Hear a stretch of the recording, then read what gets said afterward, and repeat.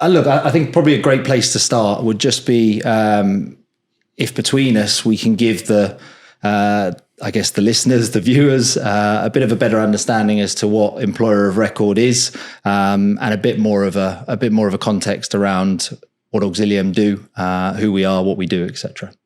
Yeah, perfect. I don't mind taking that one, Matt. So, an employer of record is a business that employs somebody on behalf of an entity that doesn't have a local presence. That's the purest sense of the word. So if a company wants to expand and employ their staff in the GCC region, for example, then Auxilium's employer of record can facilitate that compliant employment, which encompasses the onboarding, the payroll, the HR administration, and the offboarding of that individual, whilst the end client, who's most often not locally based, can manage and supervise the output of that individual.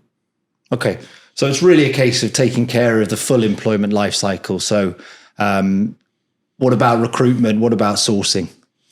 Yeah, well, we many employer of records do provide that type of service as an additional offering. It's not necessarily considered a service within employer of record, but it is an add-on. We work with lots of recruitment firms, as you know, and often they will do the sourcing themselves, or the end customer who knows their business really well will source those individuals and then pass the profile to us to onboard.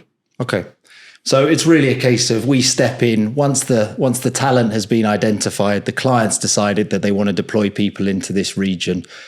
We then onboard that person, put that person on our visa. They have an employment contract with us. We take care of all of their statutory benefits in certain countries, for example, where a medical insurance or a private medical insurance is a mandatory requirement. We process their payroll accurately and on time every month as per their employment contract.